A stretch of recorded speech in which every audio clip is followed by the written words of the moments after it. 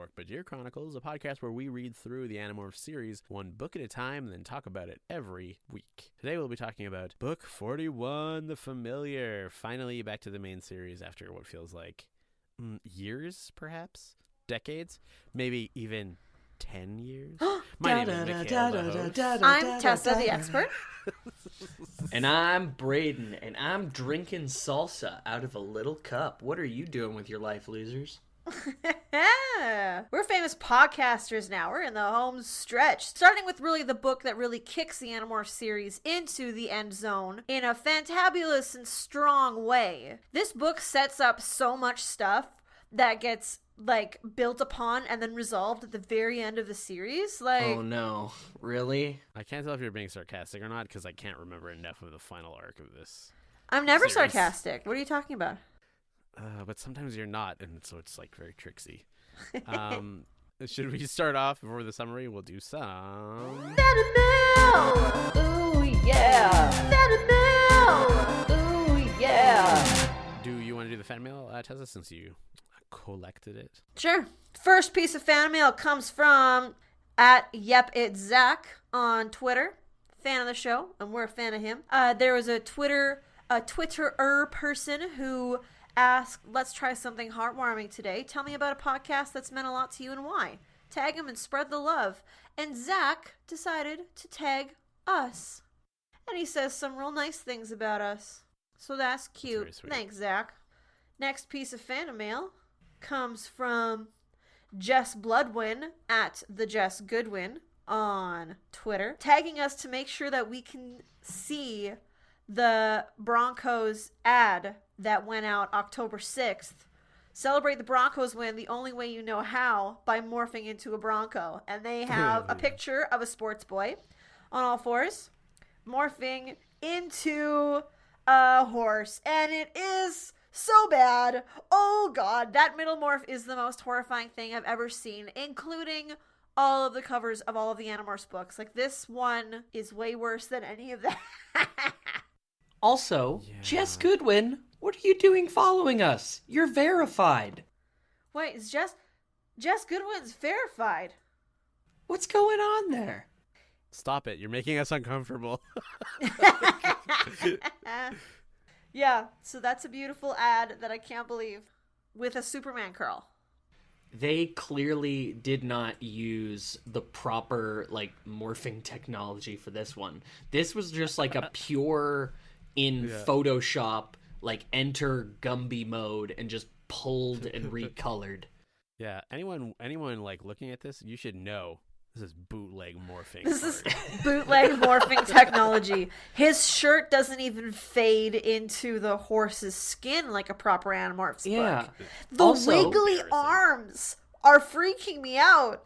Also, he's in a very unnatural position in his human morph. The point of Animorphs covers is that they are seemingly in a innocuous to slightly actionable pose and becoming some animal in a brilliant fiat, a visual sleight of hand, if you will. This is a violation of everything that K.A. Applegate, happy birthday, by the way, stood for. I will give... Not her birthday, though. It is her birthday. Oh, yeah, right. Not when this comes It's out. 4 weeks from now. Yes. We're doing this a month in advance. I'll put a marker there. It'll sound totally seamless when you're and moving on. I do have one point to give that, to counter that, Braden. You remember book 9 where Cassie morphs into a wolf from a cross-legged position? Or no, wait, that was Marco on book 10 where he was... No, Marco on book 10 was also awkward because he wasn't cross-legged. He was just kind of crab walking into a spider. Those are not action poses. Okay, most of them are. I'm sorry, Tessa. There are 2 to 4 exceptions to the observation I made. La-di fucking da. I just gotta make sure I call you out on it. That's my whole role. I mean, that's not untrue, I guess. Yeah. I will say this image from the Broncos, just the last thing I'm going to say about it is it does paint a far more horrifying picture than the covers ever did about the true horror of morphing. They got that incredibly accurate. You're not wrong there. Like, why is there suddenly a great big horse foot in the bottom underneath the second morph? Like, what is this happening in the background here? I thought you were a horse girl, Tessa. You haven't never really thought about it before, or what? I guess I never thought about the horse's big weird hoof that just appears in the middle of the orange field. Also, quick note about this cover. I never realized that, like, young Jake has no jawline. Like, nothing. It's just, like, it's all chin. The entire bottom of his face is a chin. It's just soft and smooth and chin-like. Yeah, but, like, it doesn't stop being a chin. There's nowhere where his chin becomes his jaw. It's chin for days. Chins all the way down and up. I like how the hairstyle also, like, morphs to have gel. It's morphed to be styled. Yeah. And it looks really weird because in this picture of it, you can really see that seam where you turn the cover and there's the secret image. So it makes the older Jake model look like he's got a chin strap to some secret invisible helmet.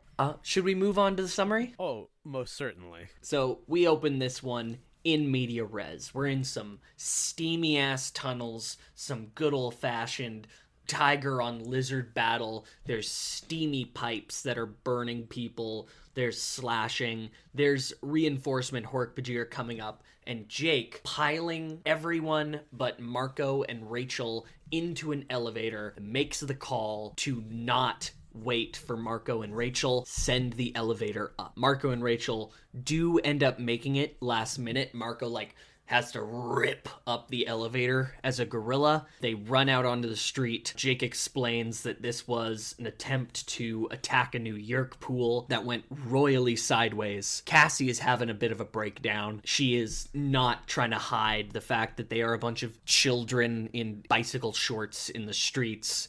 They duck in an alley. Marco and Rachel are fucking having it out and just aren't listening to Jake. Cassie is behind a dumpster bawling her eyes out, and Jake just decides, I can't take this right now. Axe. Make sure everybody gets home safe, especially Cassie. I'm going home alone. He heads home and makes the dumb call to wear his morphing suit into the house on its own. And while he's grabbing some leftover pizza, Tom sees him and is like, what the fuck, nerd? Why are you wearing some fucked up bicycle shorts? And he kind of almost gets caught, but he, like, sort of just little brothers his way out of it. He's like, oh, shut up. I dumped some Pepsi on my regular pants. Oh. There's a very weird, legitimately scary moment where Tom, like, comes into his room as he's already, like, laying down. And he's like, hey, Jake, was that blood on your leg? Ooh. And Jake has to think quick, and he's like, oh, yeah, I need to get a new bike. That frickin' chain keeps coming off and smacking me in the leg. Okay, good night. And then he describes rolling into bed and closing his eyes, and then rolling back over and, like, opening his eyes just a little, and Tom's still there, watching him sleep. Dun, dun. That was a legitimately scary moment, and he just says, I didn't have the energy for it, so I just went to bed. That was a bad call, dude. It's just like, but fucking mood though, right? Where you're just like, you ever had a day where you're just so done that you don't care if you've just exposed your deepest secret to your greatest enemy? You don't care if your brother's about to shoot you in your sleep with a laser gun? I know. You ever have that week?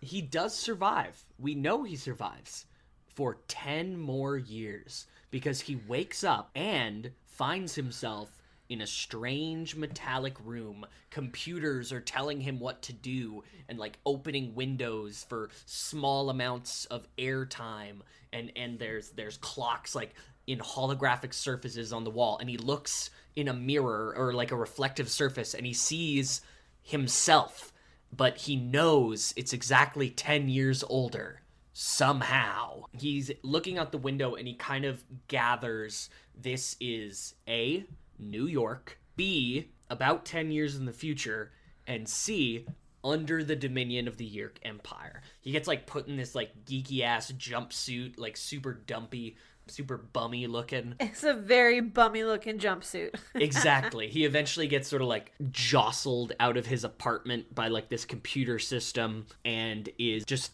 following the crowd, and sort of like he sees like Andalites who are controllers that are doing their feeding time. He sees Taxons and Hork-Bajir patrolling the streets as like guards, and all these humans in like similar jumpsuits. And somebody greets him as like, "Hey there, Eskin8949, how's it going?" And he's like, "Oh, fuck, this dude knows me and he thinks I'm a Yeerk. What the fuck?" He has a bit of a breakdown and like screams, "No, I'm not!" It's something to that effect. He has a full-on street breakdown.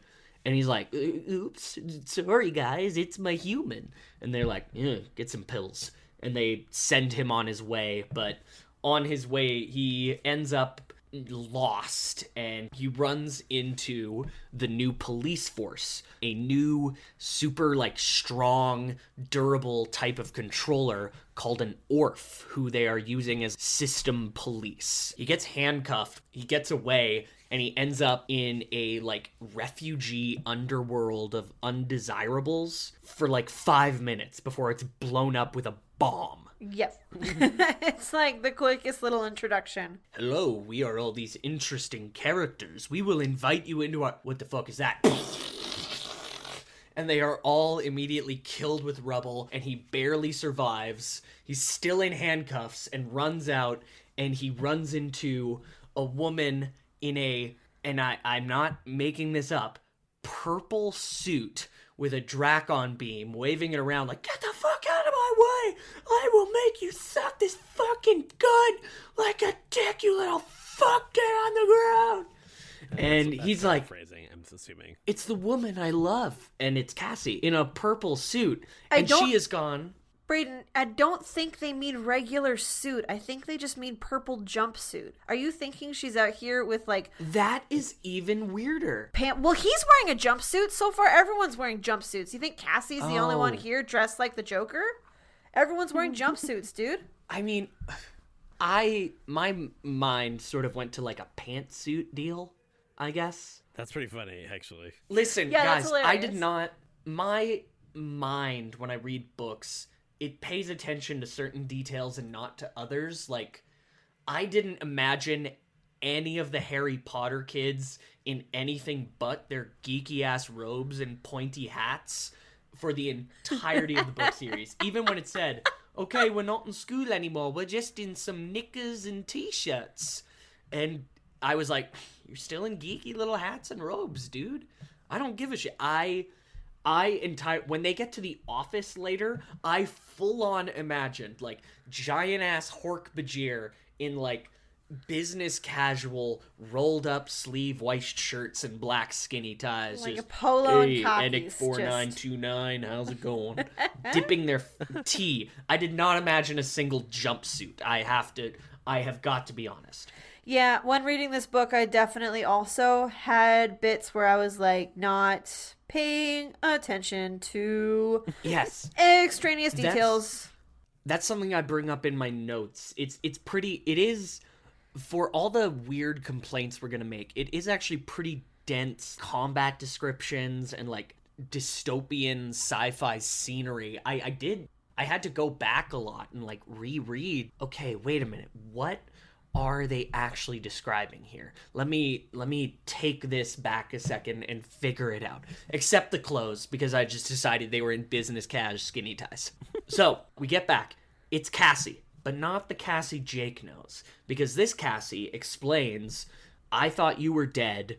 I am a controller, but I am part of a group called EF, the Evolutionist Front, the inheritors to the Yeerk resistance. We are full-on, like, terrorist motherfuckers. We are here to absolutely 9/11 the shit out of the Yeerk Empire. Right, that's one way to put it, I guess. We are here to terrorize the Yeerk Empire. That is what we are here for." She explains Rachel is dead, probably Tobias too. Marco is Visor 2, Axe became an unspecified leader, captain, controller, and helped take out the Andalite homeworld. And Cassie is now a resistance controller with a lot of C4 and a goddamn ray gun. It's pretty cool. It is pretty badass, yeah. I liked it a lot, actually. Jake is still in like his 13, 14-year-old boy head. He's like, no, Cassie, you love animals, please. Don't kill homeless people. And then Cassie's like, hey, holy shit, wait, let me look at your badge. And she noticed he is an engineer, or at least his controller, his Yeerk, is an engineer in the Chrysler building, where the Yeerks are making a high-powered laser that they plan to use to make the moon into a micro-Kandrona sun. But she tells Jake, if it fucks up even a little, it will blow up the moon. And basically, yes, it will blow up the moon and rain down meteoric bits onto the face of the planet, completely throwing the Yeerk Empire into chaos here on Earth. And she wants that to happen. Jake agrees, but like obviously isn't sure. He will blaze along, I guess is the term. Just keep Cassie on his side. He goes to work, but has like sort of fools around with this future like 3D engineering space 3D tech, but ends up having a horrid vision of all of his coworker controllers becoming soldier controllers that he's killed.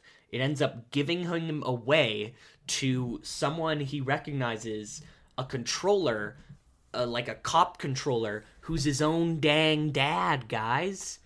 Dang. Wow. Dang. It's his own so dang weird. dad. His own dang dad. Who also hasn't aged a day. He doesn't seem to have aged, like, at all.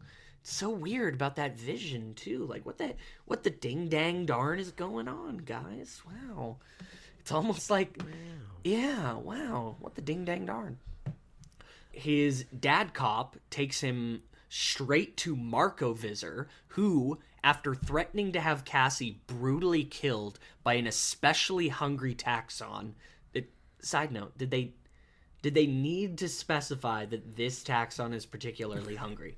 Is that a detail we really needed? It's critical. Do we need that? He has captured Cassie. He says, I know you were talking to this woman. I know she knows about this. I know she knows about that. If you do not cooperate with us, by which I mean do everything you would normally do, but also just like have a tail from us, which is something we could have just not let you know was going on and actually probably gotten it better, then we will spare Cassie.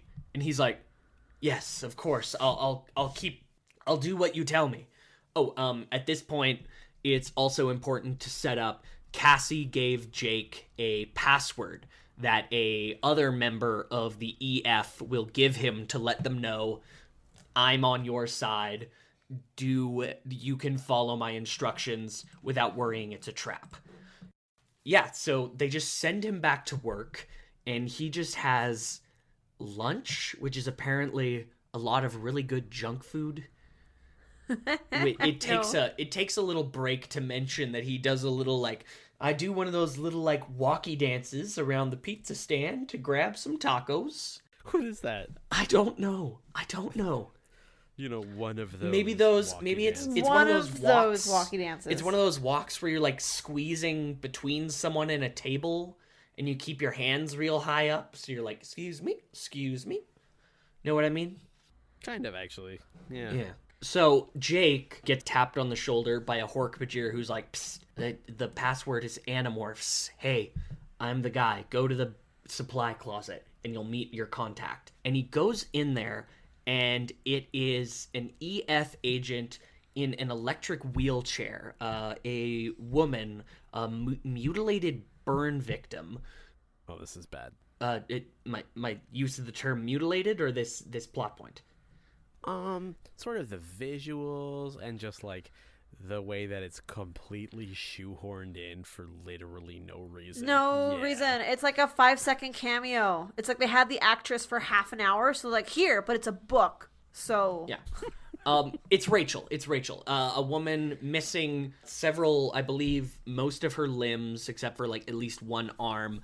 Very, very burned. Like super scarred over her eyes too, right? Yes. And it's Rachel. And she like is, at first at least, like sort of like the way it says it in this, it kind of seems to insinuate that she doesn't have full use of her mouth, like a stroke victim, perhaps. But then it just, like, forgets that immediately. Yeah, and she's wheezing a lot, too, that Jake finds uncomfortable, but it doesn't seem to bother Rachel, so he, like, tries to roll with it. Rachel tells him where to go and how to dodge his tail. Jake has an inner monologue where he asks, like, well, wait a minute, why did Cassie say Rach is dead? And why doesn't Rachel just morph away her lack of limbs and burning? And then doesn't mention them out loud. Let's read on. I'm sure they'll explain it. Well, I'm sure. Here's the thing. I'm pretty sure they'll explain Fair, everything. We have to have faith, getting... you guys. The book will explain everything by the end of the book. You're right. We have to have faith. Following Rachel's instructions, Jake finds... He dodges his tail successfully, and falling into like an old burnt out building, he finds underneath of it this strange bohemian underground where freed controllers of like all the different races that we've seen so far are raising children and planning further resistance. And Jake finds out their leader is an Andalite, and it's Alfangor. Yeah. For 2 seconds. It's Alfangor. It's effectively the character of Alfangor for 2 seconds. And then Jake realizes, wait a minute, you're not Alfangor. You're Tobias. And Tobias is like, yeah, I morphed Axe, and then I stayed in Axe's morph, and eventually he started looking like Alfangor. And Jake is like, well, why'd you let me call you Elfangor? What the hell is up with that? Jake calls him and Elfangor. who was that hawk that he saw 10,000 times at this point? Yeah. Yep. Let's just have some faith.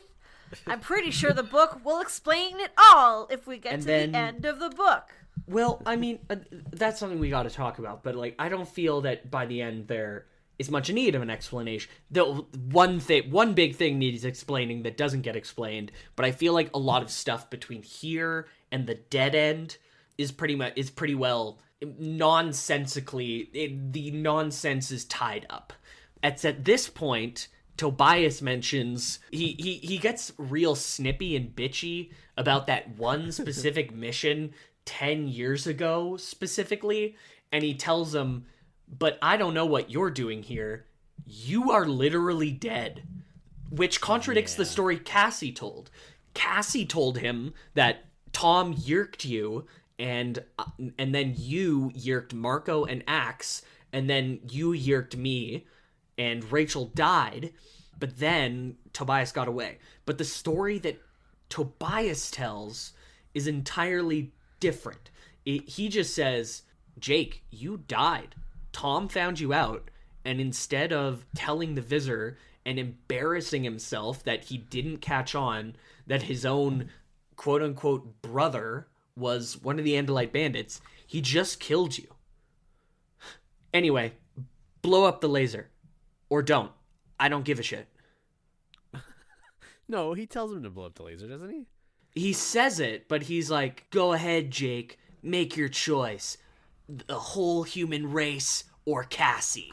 One person or everyone. No, I'm not sending anyone to help you. We can't spare anyone. If it's so easy to literally just, like, later on, as they are this final confrontation on the top of the Chrysler building, there's a big, like, laser satellite facing upwards. There's Cassie, like, tied to a gargoyle. Literally, tied to a gargoyle. Jake is flying around in his bird morph and inexplicably talking to Cassie, who's still just a human, in mind morph. And it mentions that, we have to say. It mentions Mind that this morph? is nonsense. You mean thought speak? Thought speak, yes, sorry. I like that, though. Like Cassie says, like, it's so sensitive. If you just run into it as a bird, it'll be just 1% off and it'll pew pew pew the moon. Well, then why didn't you just send someone with a pistol? Just fire like a dozen literally just send like 6 people with like 2 clips of ammo each, fire upwards. You don't even have to see it. The bullet, you could be at the bottom of the Chrysler building with a large enough, like, with a rifle, and just fire upwards, switch clips, fire upwards, get half a dozen people. One of them's gonna hit. One of them is going to ping with way more force than an eagle. This plan makes no sense, but that's okay. Because as Jake has the climactic final moment, he has bought him and Cassie a little time. It looks like he might get the girl and save the world until Cassie is attacked by one of these Orph cops and almost thrown off the Chrysler building. She is like holding on by 3 fingers. There's like a 3, it's like getting down to there. It's like 1.5 seconds left on the countdown, and he's right like 5 feet from the abort button, 5 feet from saving the girl. And he says something along the lines of like, and that's when I made my choice, and he wakes up. Yeah. He is a 13-year-old boy again. 50. Nothing bad has happened. The only indication that any of this was more than a dream is there's just some mysterious voices that that the book specifies are not the Elemist and are not Krayak, saying like, interesting choice. Humans are so interesting. We must do further testing. And he does a dramatically timed check-in call with Cassie to say, how are you feeling? And that's the end of the book. Ba-da-ba-ba-da-bam. It is a double cliffhanger. Yeah, Brayden, what are your thoughts on the book as a whole? Well, as you all know, I am actually a pretty big fan of weird fiction. This reminded me a lot of a Lovecraft novel in the quote unquote nonsensical ways that it was describing the universe, the dreamscape of the world, the questioning of reality against forces greater than yourself, against possibly all of the human race. And also it features your father arresting you for seeing your black girlfriend. Very Lovecraftian. Seeing your black... Oh my god. I don't know how I feel about this because there's so many cool sci-fi things, but the ending is like, god damn it. Like, don't give me 40 books where the end is like the same every time, and then on book 41 it's like, you know what? Nah, this is chapter 1. It's like, what the fuck? There wasn't even really like a thing he stopped to get back. There wasn't a Sario rip. He didn't like impress the Elemist or outsmart Krayak. This is actually it's a philosophical reverse of Megamorphs 4 is what I wrote down. Yeah. Megamorphs 4 is Jake makes the decision to see the world as if they failed their mission, but before they ever even tried it. And then in this one, Jake sees the world if they just fail at some point. Just in general, yeah, what it's going to be. It's not the first time we've had a flash forward. Like, book 7 had a strange flash forward, but that one was definitely the Elemist. This one, You know who I'm pinning it on? This was definitely the 5.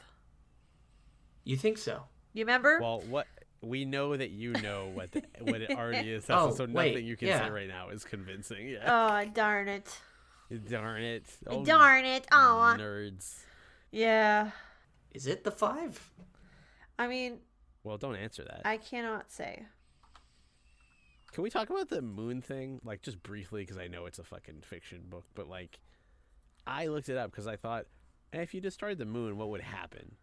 Like, really, what would happen? Yeah. And, like, one of the things is, like, okay, well, probably nothing would actually happen to Earth proper, because either the explosion is so small that the pieces of the moon, like, stay in orbit, or it's so big that it gets obliterated.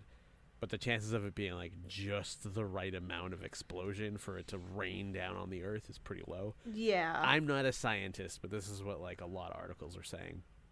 But the other thing is, it would completely destroy like the environment of the Earth for living creatures. Like it would make the tide go down to nothing. Oh yeah, the tide wouldn't move in and out anymore. The rotation of the Earth itself would like completely get all fucked up, like the axis and all that, because the gravity of the moon is what's keeping us like relatively stable. And I'm sure it wasn't that in the beginning, but over millions of years it sorted itself out, so it's like we're at a kind of stable. Yeah. Even though I think we gain a second every 100 years or something like that. Also, it would be like pitch black at night, wouldn't it? Because the moon is like the only light. The moon, like the stars do a little bit, but the moon is the biggest source of reflective light. I mean, like, and then also when you think about like the axis stuff, like, okay, it's one thing to say the axis is off, or like the moon or the Earth starts rotating in a different angle. It's another thing entirely to be like a living creature on this planet where there's like glaciers in Africa and shit. Like things are just going insane. The weather makes no sense anymore. Like, basically blowing up the Earth is dooming the entire planet and making it basically unlivable. So it's a suicide mission, and I feel like Tobias of all people would know that. I mean, Tobias knows a lot about dinosaurs. and also that's it. Mikhail, off topic. I just texted you something. Oh shit. Secretly. We're talking about Brayden behind his back. Mer. What the fuck? Oh shit, dick pics? Are you trying to cancel me? Oh god, let's not get into that again. Brayden once pushed over a 5-year-old when he was 6. Canceled. The bitch was asking for it. I mean, pretty rude, but I don't disagree. Damn, your dick's shriveled. Look at these dick pics. Okay, no. Seriously, what's going on here? No, Mikhail's just It was a spoiler related thing that Tessa just wanted to ask. Oh, to ask if we could talk about it. It wasn't okay. actually anything serious. Yeah. Yeah. Because, okay, Brayden, I'm going to break protocol a little bit here. We know that I don't actually tell you what happens in this series because we want to preserve your innocence. Because the people love your hot takes with fresh eyes. Do you want to know what really happened in this book? I'm going to give it to you. Wait. No, I feel that's so against the spirit of the podcast. I'm going to give it to you anyway. Oh my god. This book never... It doesn't come up again. It doesn't come up again. I'm just going to say it. It never comes up again. So they wrote this book. They, being Catherine and Michael, outlined this book, sent it off to some plummy little ghostwriter to be like, here, write it. And then it never gets factored in again. So it's a great mystery in the world, in the Animorphs, like, fandom to think of who on earth did this. Was it Ellimist too? Maybe Ellimist and Kryak got together in their college years, birthed a child, and this is the child. But yeah, it never comes up again. It never comes up again. That's fascinating. Right? Like, where were they going with this? They introduced, like you said, all of these different sci-fi tropes. He has a whole choice that we have no idea what one he chose, because it ends there. And, like, I don't think critically about characters. I just read what they tell me about themselves, and that's it. Like, where were you going with this, you guys? Maybe they didn't even do an outline. Maybe they were both sick, and they were like, okay, we just need a ghost-written book. And they just had some, like, intern smash a couple tropes together and then make it all be a simulation dream so that it doesn't matter. And now that you know that, do you really feel like we even need to talk about the rest of the episode about anything that happened in this book? No, yeah, I guess, For the Animorphs, my name is Mikhail. I'm sorry, oh no, I fucked it up. Okay, Mikhail, you brought it really good with that science with the moon earlier. How about this science on the Orph eyes, where their pupils just, like, swirl around? I don't understand that, because isn't your pupil, like, it's not actually a black dot. No, it's a hole. That's the hole. It's a hole, yeah. So does that mean they have, like, eyes that can open and close, like, all over the place? I'm wondering if it's something to do with, like, because the hole is there and then the light goes in and hits the cones and rods in the back of your eye, right? Maybe to see different things, they have different cones and rods around their eyes, so they move their pupil to get light to the different bits. Sorry, what are we talking? I swear to God, I just got so lost in the fact that this doesn't come back. We're talking about orphan balls. Yeah. They have pupils that roll around. Picture this. It's like 1993, right? No. Yeah, let's say 1993. Michael Grant, Kay Applegate sitting around smoking a doob like they do. Like they do. Smoking the dub. Because they've been pitching, or not pitching, but like talking to each other about this Animorphs thing, right? And it's like, oh, what if we had just a bunch of aliens that were like non-traditional aliens? And then as the weed hits them, they're like, oh, fuck. And they come up with like, when they weren't high or intoxicated, they came up with like the Andalites and, well, honestly, the Andalites, let's get real. The Yeerks are definitely like a sober thought. The fucking Mercorans? Yeah, the Mercorans are... If that isn't a 5-year-old's drawing of an alien come to life, I don't know what else is. And then the Orf feels like someone in high school being like, oh shit, this is so deep. Like, their skin is transparent. But for some reason, their organs aren't vulnerable. Yeah, and then it was like, so pick the part where it looks like they aren't vulnerable. There's so many reasons their skin could be clear that have nothing to do with like predators and hunting. Yeah. I'm so torn about this because it's like there's so many cool things like the Taxon subway that we saw in the Andalite Chronicles. Yeah, it's finally back, but like also high powered, and there's benches in it or something. There's just like a garbage can for the Taxons to just like toss their McDouble wrappers into, and they're zooming around. There is a lot of cool sci-fi stuff, and there's so many. The laser beam to the moon is definitely like, not only would it not work on both accounts, whether it worked for the Yeerks or not, it's so over the top and dumb. As soon as he was like, I'm in New York, I was like, okay, here we go. Get ready for like a bunch of stupid sci-fi tropes. Anything set in New York, there's going to be a reference to like 10 million things that you already know, and a large portion is going to be destroyed. Anyways, also that happened. So I don't know the point I was trying to make there, other than I feel like there's a lot of cool stuff and a lot of dumb stuff. I did like the like idea of the Yeerk resistance movement. I thought that was great. The weird thing with the kids was strange, but had potential for being like a sort of chi analog. Also, where are the chi? Yeah, that's what I thought was going to happen when they go underground and they see all the kids in that big huge tree. I thought the chi were going to be there. Yeah. Instead, it was like the art children of the corn. Like, it was like, what are these people? Children singing together. This is the first time I think I've ever heard of children singing together being like a hopeful thing that you can listen to. Not in English. So why not in English? I know. Why not in English? We've kind of talked shit about it, but one thing I did appreciate is that like everybody that he ran into, like all of his old compatriots, having like a different story to tell about his past, sort of like cementing the idea that this could be a dream or I could be going insane. I really liked that detail. I thought it was cool because it was a lot of like, even when Tobias like he flies, or the hawk, sorry, flies in and out of the fog, I was like, oh shit, like that could be like a hallucination or something. Like, what's going on? It's like, yeah, he wants to see it so bad that he just sees it. But then also, like, typically when you get like any kind of media that does that trope, it's like there is some sort of payoff. And in this one, it was just like, I don't know, he could have been crazy. Who knows? Could have been a hallucination. Could have been a dream. Could have been a dream.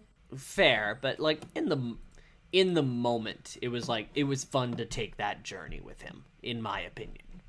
I agree. In fact, I was having a great time up until like the last paragraph. Yeah. Honestly. Yeah. This was all about phoning my girlfriend. Yeah, it kind of was, hey. It's what's that word for it's not bottle episode, but it's like bottle up where it just happens and it's self-contained. Yeah, except the bottle is his head. Yeah, the bottle is his head. Yeah, instead of being a room, the bottle is New York. Also, okay, I don't understand New York well enough to really get a lot of the description in this book about like I'm kind of with Brayden, you know, you gloss over stuff. Like they're running this way and then they're doing this way and then like even the description of his house. What was with that kidney-shaped thing? I thought it was like an island in the kitchen and then it was a toilet and there was tubes? Yeah. What? Yeah, I love how that's the first thing also. It's like dystopian future. Lol, toilet's broken. The fucking weird toilet. And then like just I did appreciate how just bacon and eggs will just show up in your room. Oh, I can appreciate that 100%. That's amazing. That's like the Spy Kids McDonald's maker. That Spy Kids McDonald's maker thing, those burgers could not have tasted as good as they looked. They They never probably taste really like do. plastic. Ruined a lot of kids. I think it would have been interesting if they brought this somewhere like in book 7 when they go to the future. It's the Ellimist giving them a clue. Why would they put this one in New York? If they kept it in the regular city, then it could have been another clue for Jake like back in the past and it could have actually had some use to it, right? Like, oh, this tower is still existing. Obviously, it's really important.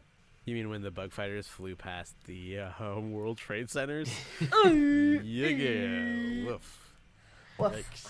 Yikes. Yikers. I mean, Acres. when did they? Because like the World Trade Center. When did this come out? Oh, this was like 95, 98 maybe? in the night. It was definitely before 2001. Okay. That's Definitely in guaranteed. the 90s. But do you think Catherine and Michael knew though? Oh my God, Brayden. Do you think when they like Probably. how big do you think that you have to be before the Illuminati signs you on? You know, This book was originally published April 2000, so that's that's pretty pretty close. close. It's like a little bit over a year. And that's pretty much how long it would take to plot. Oh, God, no. Da da da da da da da da da da da da. This is like the third episode in a row. I have to put a note that says 9/11 references. I want to talk about, and this is more of like a sci-fi logic point, I guess, but at one point when they're talking to the kids or about the kids, they're like, oh, now when Yerks want to raise kids, and obviously this couldn't have been happening for more than 10 years, right? Obviously. So like the whole system of like breeding kids for hosts is fairly new, because the kids could at most be 10 years old if they started it right away. If they started, right? yeah, if they started making hosts boink and produce children, yeah. It would be, Okay, so- the oldest would be 10. Because it's that young of a program, I could understand like the maybe misstep in logic, but like, because they're like, oh, yeah, we just like basically emotionally beat the shit out of them whenever they like act up or do things like a human would do. And then when they're 18 or what, I can't remember what he said, or 15 or something, they put a yerk in them, and it's like, that would actually be really bad. Like, do they have classrooms and stuff? Because if the humans don't know anything, like, are the yerks getting like all this human information uploaded into their brains before they get human hosts? I mean, I guess, yeah, like, I guess the Yerks would only know Yerk stuff, and then they'd go into these little baby human hosts and not know All they know anything. is like darkness and punishment. So it's like, I don't know. That seems like a bad. No, yeah. There's a lot of kids who probably turn up like, oh no, he fell down several times on this one rock. And then there's just like one or two like creepy pale kids who are like, oh dear, I feel so guilty. The last talk I had with him, we argued so bitterly. What is this referencing? I don't Yeah, know. I'm saying these children are killing each other. I mean, I don't know. It's weird, right? Because like, have you seen that episode of Dark Mirror or Black Mirror? Sorry, where that kid gets that chip installed in her brain, where Yep. like her mom can control what she sees, and if she sees something that causes anxiety, it like blurs it out in the They can kid's pixelate vision, it, and she yep. can't Yeah. hear it. And then later in life, like the mom never deactivates it, and the kid is like obsessed with like seeing people bleed and then like watching the hand blur as someone like cuts their own hand. Do you think that like when they did the unit on Hitler, this like Guardian Tech kid from this Black Mirror episode was just like, Wow, I got a lot of F's in that unit for some reason. Just couldn't fucking read the book. Yeah, probably. Okay. That's all beside the point. The point I was trying to make is that when you remove certain stimuli from kids, there's a lot of effects that you're just like not aware of. Like if you just keep them in a building their whole lives, there's going to be things that's going to like really fuck them up physically and mentally. Yeah. In a way that they won't be good hosts at all.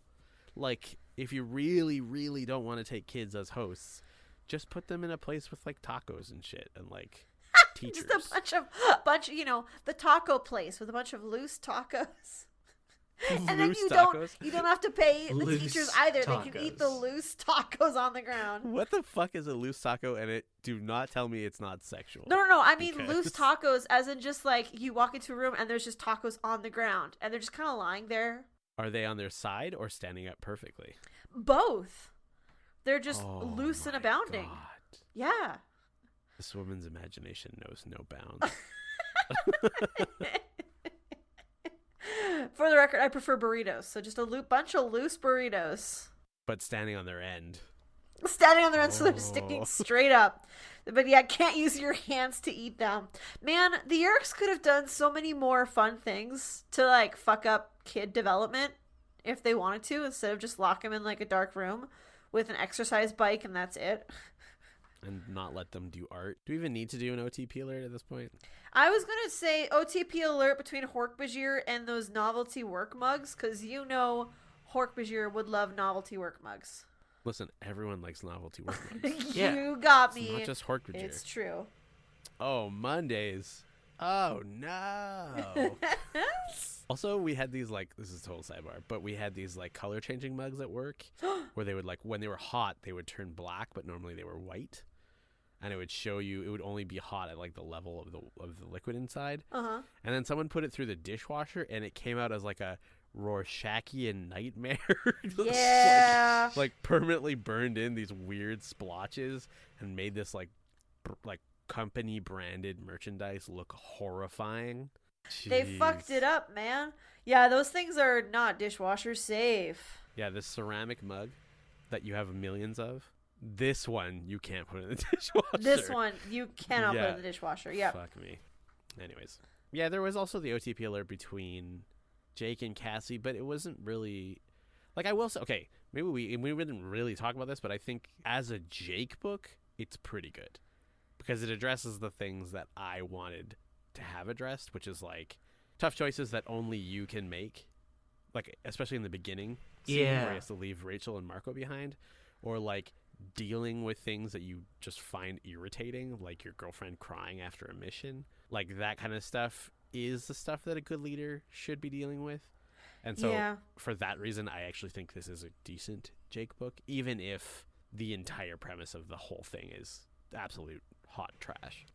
Yeah, it is. Like, the whole opening bit is so fucking dark, and like Cassie sobbing and not being able to deal with it, and then Jake himself being too burnt out to comfort her and just being like, yeah, Axe, can you make sure she gets home okay? Like, that was really, really dark and really real. Can you imagine if your like girlfriend or boyfriend or partner of any kind was like, you were like drunk and crying at a party, your partner was just like, yeah, I'm tired, hey Jason, can you just make sure that she gets home? It's like, that would be the most fucked up thing in the entire world.